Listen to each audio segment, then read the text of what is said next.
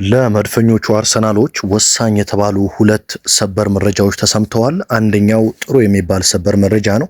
ሌላኛው ደግሞ ጥሩ የማይሆንና ጥሩ ያልሆነ እንግዲህ ሰበር መረጃ ነው የተሰማው።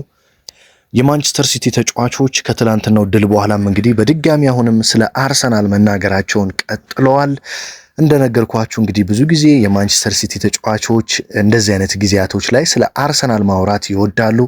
ምክንያቱም ደግሞ ከጠይቃችሁኝ ሁልጊዜ እንደምላችሁ መድፈኞቹ ላይ ጫና ለማሳደር እና የአርሰናሎች ትኩረት ሁሉ ማንቸስተር ሲቲ እየደረሰብኝ ነው፣ ስለዚህ ነጥብ መጣል የለብኝም ወደሚል ጭንቀት ውስጥ እንዲገቡና ሜዳ ላይ ግራ በመጋባት ውስጥ ሆነው እንዳለፉት ዓመታት ነጥብ በመጣል ሲቲዎች ያንን እድል ለመጠቀም እያሰቡ እንደሆነ ግልጽ ነው። በነገራችን ላይ ብዙ ጊዜ እንደዚህ ስናገር አይደለም የሚሉ ሰዎች አሉ። ነገር ግን ትክክለኛው ነገር ይሄ ነው። የማንቸስተር ሲቲ ተጫዋቾችና አሰልጣኝ ፔፕ ጋርዲዮላ ጭምር ከአርሰናል 2 ጊዜ ዋንጫ ሲቀሙ አሁንም ዘንድሮ እየተጠቀሙት ያሉት ያንኑ ራሱን ስትራቴጂ ነው። ምንድነው የሚያደርጉት? ስለ አርሰናል ይናገራሉ። አርሰናል ከመጫወቱ በፊት ሚዲያዎች ሁሉ ስለ አርሰናል እንዲያወሩ ያደርጋሉ። ከዛ በኋላ መድፈኞቹ ያንን በመመልከት ጫና ውስጥ እንዲገቡ ማድረግ ነው ዋነኛ ፍላጎታቸው ማለት ነው።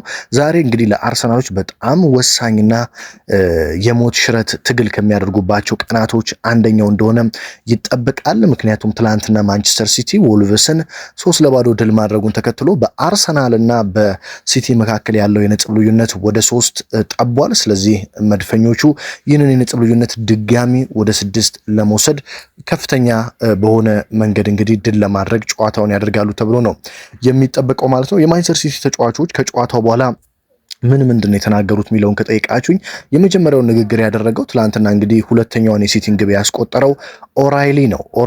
ኦራይሊ እንግዲህ ሲናገር ምን አለ? እንዲህ እያሸነፍን እየቀጠልን አርሰናል ላይ ጫና ማሳደራችንን መቀጠል አለብን። ምክንያቱም ዋንጫውን የምንፈልግ ከሆነ አርሰናል ነጥብ መጣል አለበት። አርሰናል ነጥብ እንዲጥል ደግሞ እንደዚህ እያሸነፍንና የነጥብ ልዩነቱን እያጠበብን መድፈኞቹ ላይ ጫና በማድረግ መቀጠል አለብን ሲል ተናገረ። በመቀጠል ደግሞ የተናገረ አርሰናል አላስፈረምህም ሲለው ወደ ሲቲ የሄደው አንቷን ሴሜኞ ነው።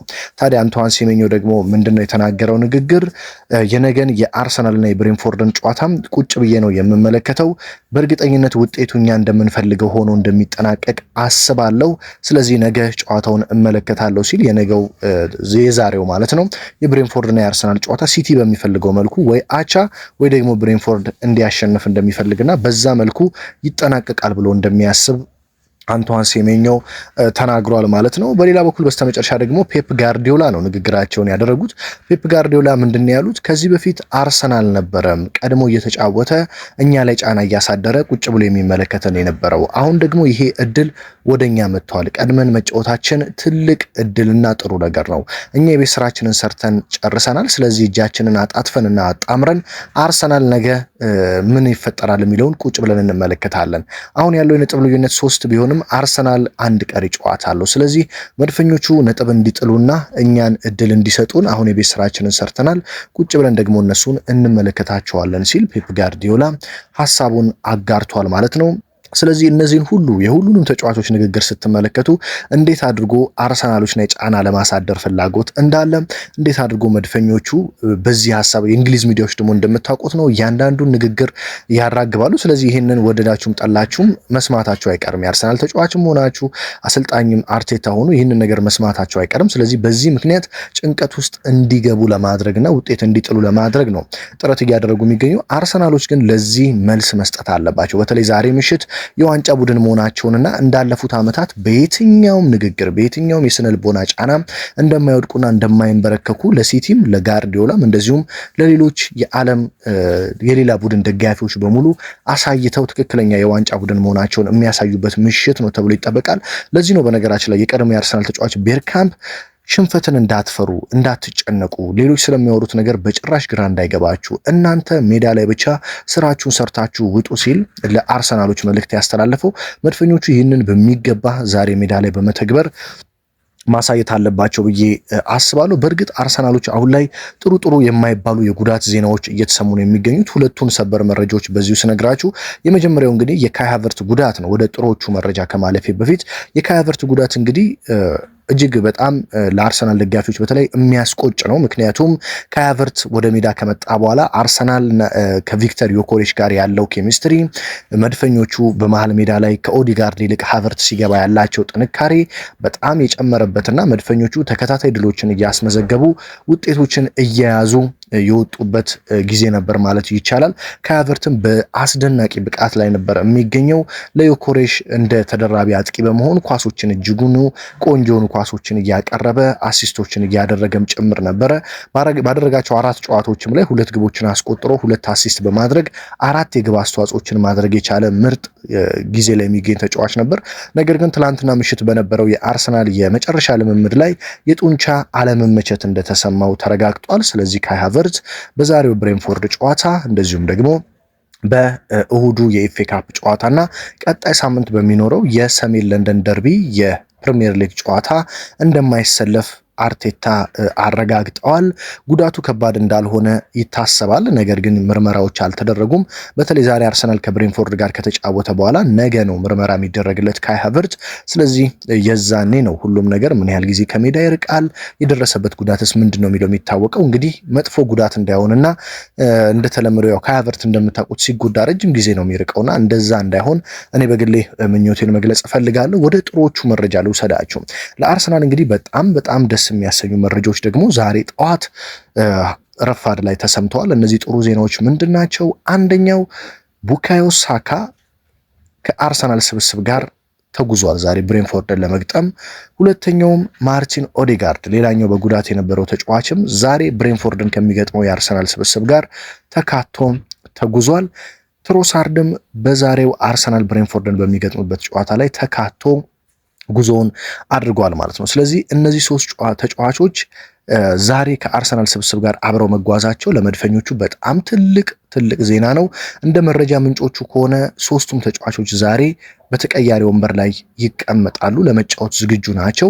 ቋሚ ሆኖ ከ3ቱ አንዱ ቋሚ ሆኖ የሚጀምር ተጫዋችም ሊኖር እንደሚችል ነው መረጃዎች የሚያሳዩት። ስለዚህ ለአርሰናል በጣም ጥሩ ዜና ነው። ምክንያቱም ካይ ሃቨርትዝ ከተጎዳ ኦዴጋርድ ቢያንስ መመለስ አለበት። ምክንያቱም እዛ ቦታ ላይ ኤዜ ብቻ ነው ያለው። ስለዚህ እየተቀየረ የሚያግዘው ተጫዋች የግድ ያስፈልጋል። ስለዚህ ካይ ሃቨርትዝ ከሌለ ኤዜና ኦዴጋርድ ሊኖሩ የግድ ነው። ምክንያቱም ሚኬል ሜሪኖም ስለሌለ ማለት ነው። በተለይ በማዱኬ በኩል ቡካዮ ሳካ ያስፈልጋል፣ በማርቲኔሊ በኩልም ትሮሳርድም ያስፈልጋል። ስለዚህ የነዚህ የ3ቱ ተጫዋቾች ዛሬ አብሮ ከአርሰናል ስብስብ ጋር መጓዝ ለመድፈኞቹ እጅግ በጣም አስደሳች ዜና ሆኗል ማለት ነው። እንግዲህ የዛሬው ጨዋታ ከፍተኛ ትግል የሚጠይቅ ከፍተኛ ጥንቃቄን የሚፈልግ ጨዋታ ነው። አርሰናል ትክክለኛ የዋንጫ ቡድን መሆኑን የሚያሳይበትም ጨዋታ ነው ብዬ አስባለሁ። እንዳለፉት ዓመታት እምደነግጥ አይደለሁም። እንዳለፉት ዓመታት ነጥብ ዝም ብዬ የምጥል ቡድን አይደለሁም። ለዋንጫ ነው የመጣሁት የሚለውን መልእክት በግልጽ ማስተላለፍ ያለበት ቀን ዛሬ ነው ብዬ ነው የማስበው። በተለይ አርሰናል ዛሬ ነጥብ የሚጥል ከሆነ በርካታ ጥያቄዎች መነሳት ይጀምራሉ። ምክንያቱም የነጥብ ልዩነቱ 3 ወይም ደግሞ 4 ብቻ ይሆናል ከሲቲ ጋር ደግሞ ኢትሃድ ላይ አርሰናል ጨዋታ አለው። ቀጣይ ደግሞ በፕሪሚየር ሊጉ ከቶተንሃም እና ከቼልሲ ጋር በተከታታይ ነው የሚጫወተው። በእርግጥ ሲቲ በቀጣይም ከእንደነ ኒውካስትል አይነት ቡድኖች ጋር ነው የሚጫወተው። ያም ቢሆን ግን አርሰናሎች ዛሬ የግዴታ ማሸነፍ ያለባቸው ጨዋታ እንደሆነ ነው የሚታወቀው።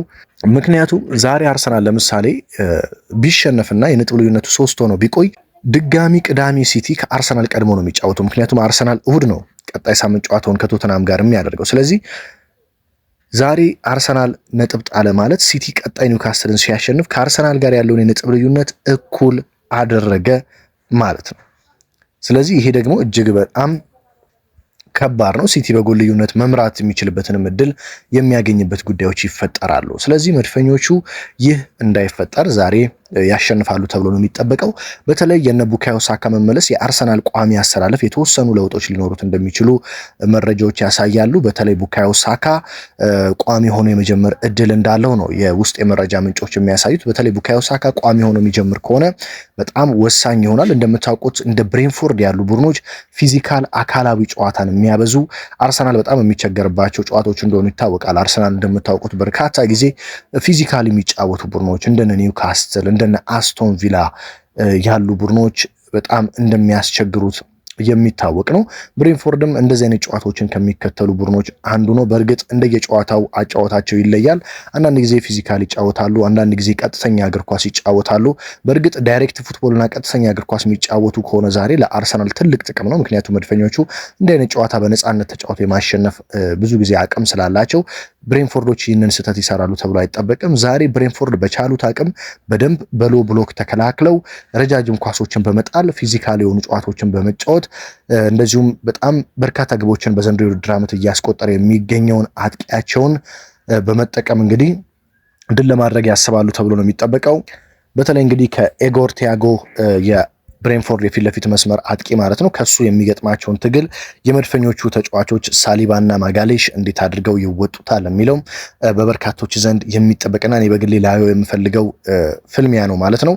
በተለይ ይህ አጥቂ እንደምታውቁት በፕሪሚየር ሊጉ ከሃላንድ በመቀጠር በርካታ ግቦችን ያስቆጠረ አጥቂ ነው። ስለዚህ መድፈኞቹ ይህንን ኤጎር ቲያጎ የተባለን አጥቂ ለማቆም በደንብ ይሰራሉ ተብሎ ይጠበቃል። እንግዲህ 3-5-2 ነው ብዙ ጊዜ ይዞ የሚገባው አሰላለፍ ብሬንፎርድ 3 ተከላካይ ይዞ ይገባል። 5 አማካኝና 2 አጥቂ ያደርጋል። ዳንጎ ኦታራና ኤጎር ቲያጎን ማለት ነው። ከዛም በኋላ መሀል ላይ ያሉት 5 የአማካኝ ስፍራ ተጫዋቾች ሁለቱ በመስመር ያሉት ሲከላከሉ ወደ 5 ሲከላከሉ ወደ 9 እና ወደ 8 ይመጣሉ ማለት ነው። ሲያጠቁ ደግሞ 4 ይሆናሉ ማለት ነው። ስለዚህ መድፈኞቹ ደግሞ ያው እንደሚታወቀው 4-3-3 የሆነ አሰላለፍ ነው ይዘው የሚገቡት። በተለይ ዛሬ ኤብሪቼ ኢዜ ቋሚ ሆኖ ይጀምራል ተብሎ ይጠበቃል። ምክንያቱም ካያቨርት መጎዳቱን ተከትሎ ካያቨርት ነበር ቋሚ ሆኖ ይጀምራል ተብሎ የሚጠበቅ የነበረው። ስለዚህ መሀል ሜዳ ላይ ዴክላን ራይስ፣ ዙቤሜንዲ እና ኤብሪቼ ኢዜን በቋሚነት የመመልከታችን እድል ሰፊ ነው። ከኋላ ሳሊባ፣ ማጋሌሽ፣ ኢንካፔና ጁሪየን ቲምበር ይኖራሉ ተብሎ ይጠበቃል። ከፊት እንግዲህ ሳካ የሚመጣ ከሆነ ሳካ፣ ዮኮሬሽ እና ማርቲኔሊ ወይም ደግሞ ትሮሳርድ፣ ዮኮሬሽ እና ማዱኬ የአርሰናልን የፊት ለፊት መስመር ይመራሉ ተብሎ ይጠበቃል። በብሬንፎርድ በኩል እንግዲህ እንደ ዳንጎ ታራ፣ እንደ ኤጎር ቲያጎ ያሉ ተጫዋቾች እንደዚሁም እንደ ካዮዴ ያሉ ተጫዋቾችን መድፈኞቹ በደንብ ጥንቃቄ መውሰድ ይኖርባቸዋል።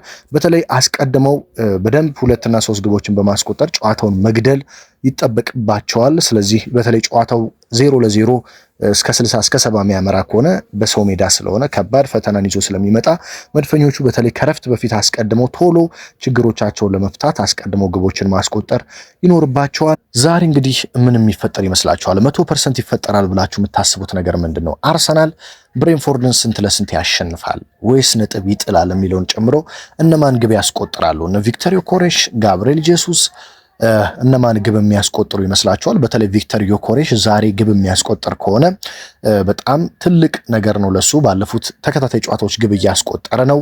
ፕሪሚየር ሊጉን ለምጄዋለሁ ሲልም በደንብ ተናግሯል። ስለዚህ ዛሬ ቪክተር ዮኮሬሽ ግብ የሚያስቆጥርና አርሰናል 3 ነጥቦችን ይዞ እንዲወጣ የሚያደርግ ከሆነ ቪክተር ዮኮሬሽ በጣም ከፍተኛ የሆነ እንግዲህ ሙገሳና አድናቆት ከአርሰናል ደጋፊዎች ብቻ ሳይሆን ከሁሉም ይደርሰዋል ተብሎ ይጠበቃል። እንደምታውቁት ሲቲ በሚቸገርበት ሰዓት እንደ ሃላንድ ያሉ ተጫዋቾች ግብ እያስቆጠሩ ውጤት እንዲያገኝ ያደርጋሉ። ስለዚህ ቪክተር ዮኮሬሽም ይህንን በሚገባ እየተረዳ ባለፉት ጨዋታዎች ምርጥ ግቦችን ወሳኝ ግቦችን ማስቆጠሩን ተያይዞታል። ስለዚህ ዛሬ በተለይ በዚህ ጥሩ መነቃቃት ውስጥ ያለው ስነልቦናው ዛሬም እንግዲህ ግብ እንዲያስቆጠር የሚረዳው ከሆነ ለመድፈኞቹ በጣም ጥሩ ይሆናል ተብሎ ይጠበቃል። አርሰናሎችም ቪክተር ዮኮሬሽን ያመጡበት ዋነኛው እንግዲህ ምክንያትም እንደምታውቁት የፕሪሚየር ሊጉን ዋንጫ ለማሳካት እንደሆነ ይታወቃል። ዮኮሬሽ ደግሞ እንደዚህ በጉልበትና በፊዚካል ለሚጫወቱ ቡድኖች አስቸጋሪ አጥቂና በጣም ምርጥ አጥቂ እንደሆነ ይታወቃል። ስለዚህ ዛሬ ቪክተር ዮኮሬሽ ልዩነት ፈጣሪ ይሆናል ተብሎ ይጠበቃል። በተለይ የኤብሪቼ ኢዜ ደግሞ ምርጥ አቋም ላይ መገኘት ግድ ይላል። ምክንያቱም ኤብሪቼ ኢዜ ቋሚ ሆኖ የመጀመር እድሉ ሰፊ ነው። ሃቨርት የለም፣ ኦዴጋርድም ከጉዳት ስለመጣ ቋሚ ሆኖ ይጀምራል ተብሎ አይጠበቅም። ስለዚህ ኤዜ ከዙሜንዲና ከራይስ ጋር ምርጥ ጥምረቱን በማሳየት ለዮኮሬሽ ጥሩ ኳሶችን በማቀበል ጭምር ዛሬ ወደ አርሰናል የመጣሁት ለዚህ ነው የሚል መልእክትን ለማስተላለፍ ከፍተኛ ትግል ያደርጋል ተብሎ ይጠበቃል። ስለዚህ በዛሬው ጨዋታ እንደኔ ኤዜ ቋሚ ሆኖ የሚጀምር ከሆነ የኤዜ አቋም እንደዚሁም የዮኮሬሽ አቋም የአርሰናልን ውጤት ይወስናሉ ብዬ አስባለሁ። ብሬንፎርዶች መሀል ላይ በዛ ብለው የሚጫወቱ ቡድኖች አማካኝ በማብዛት የሚታወቁ ስለሆኑ አርቴታ ኤዜን በደንብ ሊጠቀሙበት ይፈልጋሉ። እንደዚሁም ተከላካይ ላይ ሪካርዶ ካላፊዮሪን በማስገባት ወደ መሃል እየሄደ የአርሰናል አማካኞችን ማገዝ ቢችል እንደኔ ከሂንካፔ ይልቅ ጥሩ ይመስለኛል። ምክንያቱም አማካይ ላይ አርሰናል ተበለጠ ማለት እነነ ዙሜንዲና ራይስ በተለይ በአማካኝ በ5 አማካኞች የሚጠመዱ ከሆነ በቂ ግልጋሎት መስጠት ስለማይችሉ ሪካርዶ ካላፊዮሪ ወደ መሃል እየሄደ አሊያም ደግሞ ከሰሞኑ አርቴታ እያደረጉት እንዳለው ጁሪየን ቲምበር ወደ መሃል እየሄደ የአርሰናልን አማካኝ ክፍል ማብዛት መቻል አለበት የሚል አመለካከት አለኝ። ሀሳብ አስተያየታችሁን ኮሜንት ላይ አስቀምጡልኝ። ጨዋታው ስለስንት ይጠናቀቃል፣ እነማን ግብ ያስቆጥራሉ የሚለውን ማለት ነው። ታዲያ ሀገር ውስጥ ከባህር ማዶ በመሆኑ በየዕለቱ ስፖርታዊ መረጃዎችን በመከታተል ከጎን የሆናችሁትን ከልብ እያመሰገንኩኝ ነገ ደግሞ በወሳኝ መረጃ ከውጤት በኋላ እስከምንገናኝ ድረስ በያላችሁበት ሁሉ መልካም እድልና መልካም ጊዜን ተመኘውላችሁ።